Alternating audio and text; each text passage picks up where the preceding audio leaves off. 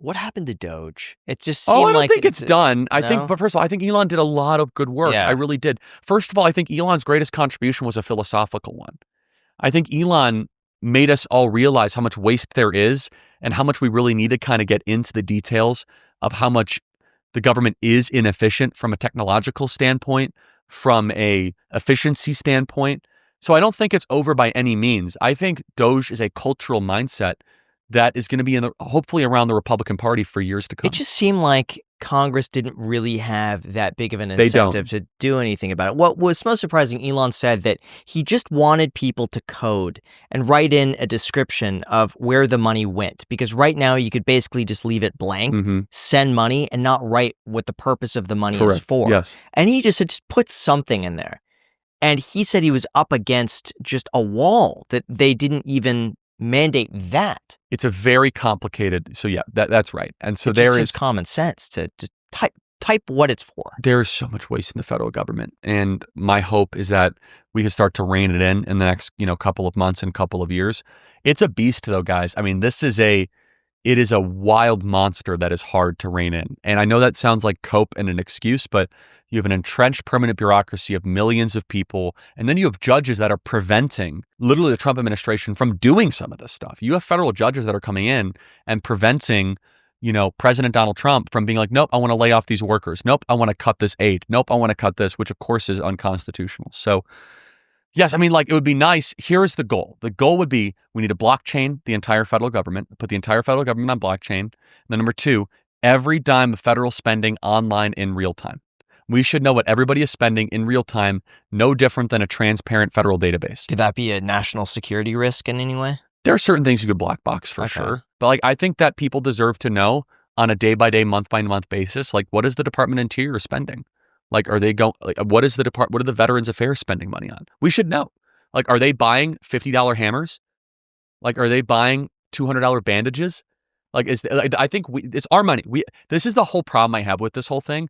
This is our money. It is you watching money. We are the ones that earn the money. It is not the government's money. We are the sovereign. We create the government. We earn the money, and then the government extracts it from us with our consent, right? Because we vote and we have elections, whatever. So we have a right to know where that money goes. It doesn't magically become the government's money. I guess part of the problem is that there's no penalty for overspending. It's like a credit card. The limit just keeps getting higher and higher and higher. Right. So why is there it's actually even worse than that. There's an incentive to keep spending more. In fact, the incentive in Washington, D.C. is that you have one wing that wants to spend money on more war, which is the Republican Party warmongering caucus, which I'm at war with. And then you have a whole other thing, which is the welfare caucus. So you have the warfare-welfare caucuses. So the warfare guys want to go invade the world. The welfare caucus wants to go put the entire world on welfare. What can they both agree on? We'll authorize your warfare if you authorize our welfare. We all spend more money and we get our pet projects done. And then we're going to go invade the world. And they're like, oh, so the welfare people say, don't invade the world. But if you invade the world, can we invite the world? So they say it's okay if you go invade the country, but then we can have a couple million more people into the country. And then the warfare people are like, we don't like that. We'll do that, but the welfare people, but then we got to put them on welfare. And literally, this is the uniparty bipartisan agreement the last 30 years. Every major public policy budgetary debate comes down to an agreement between the warfare and the welfare wing of the two parties. So there's no way to solve that, right? First of all, I would not. No, actually, that's impossible. Yes, that's very. The way you described it, I agree with you completely. But look, the reason I say no is that I am not a cynic. I'm like a super optimist. I've never been more optimistic on the country. Let me tell you why. I saw insane doomerism like a year ago. They're never going to let Trump win. They're going to try to take him out. And I saw doomerism die. And so I think one of his greatest contributions is he's really pushed the art of the possible. Actually, no, you can do dramatic things. You can change stuff. But yes, to your answer, it's going to be very big. It is climbing a major mountain. Massive. Do you worry about the U.S. dollar? Of course, absolutely. And what do you think is the most likely outcome? Because I would like to think positively, but at the same time, I think realistically, it's just going to be printed. As one of my friends and heroes, Tony Robbins, would say, I don't tell you to go to your garden and say, there's no weeds, there's no weeds, there's no weeds. I tell you to spot the weeds and pull them out. So I'm not delusional. I'm an optimist. I try to find the best case story of how things can be told. Then have us have human agency and action to actually do it. So with the US dollar, look, the US dollar as the world reserve currency has gone down dramatically in the last 20 years. President Donald Trump is focused on breaking up BRICS. So BRICS is Brazil, Russia, India, China, and South Africa. South Africa is the DEI pick. Why South Africa is considered to be some sort of world, that's a joke for the record. Some sort of like world currency power. It's like a freaking joke, okay? All right, India, easy to peel away. We already have great relations with India. J.D. Vance did a state visit to India that was not very reported. Donald Trump, by the way, he stopped the India-Pakistan war. He deserves huge credit for that. That thing was like simmering up and was going to be incredible and big. And so then Brazil. Brazil's a disaster. Lula is a complete Marxist and communist. Bolsonaro should still be prime minister. So then you have Russia and China. So Brazil, Russia, China. The best case telling is we can end this Russian-Ukrainian war and hopefully try to create a little bit of separation and daylight between the ever-growing marriage of Russia and China, which is bad for America, it's bad for the West, it's bad for the world. And so we should want the US dollar to remain the world reserve's currency status. It is imperative. Our, I think, reckless involvement in the United States with the Russian-Ukrainian war has only led to de-dollarization. We took Russia out of the SWIFT banking system.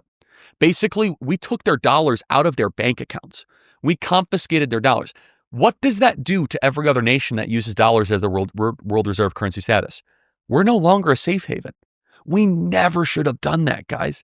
Regardless of how bad Putin is for invading Ukraine and all that stuff, basically, we de-incentivize people to trust the dollar as a safe haven.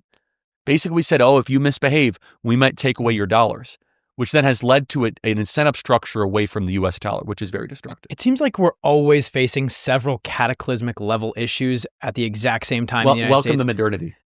I'm sure a lot of you guys remember that last year, we actually had none other than Jordan Peterson here on this podcast. And on top of that just being an incredible episode, it was a massive personal milestone for me because I've listened to him for several years and he has absolutely changed my life with his lectures. Well, I'm so excited to announce a very special update from that episode. We have actually partnered with Peterson Academy to sponsor today's episode. For those unaware, Peterson Academy is Jordan Peterson's online university, and it's open for enrollment right now. If you love learning, want to study under world-class professors, or have ever gained anything from Dr. Peterson's books, podcasts, or lectures, then this platform's for you. Every single month, Peterson Academy releases 4 new, in-depth, 8-hour university-level courses taught by top experts across philosophy, history, psychology, science, business, and more. These courses are seriously designed to keep you guys engaged, and they offer optional testing to solidify your understanding. Plus, there's also an online community where you can connect with other curious and ambitious learners. And it gets even better because Peterson Academy is getting funding, and so they've dropped the price from $599 down to $399 for the year for access to more than 40 courses, with 4 new ones being added every single month. They also offer you a 7-day money-back guarantee, so there's no reason not to try it. Just go to petersonacademy.com/ICH today to get started. Again, that is petersonacademy.com/ICH to start learning today. You guys will absolutely love it. Thank you so much to Peterson Academy for sponsoring this episode.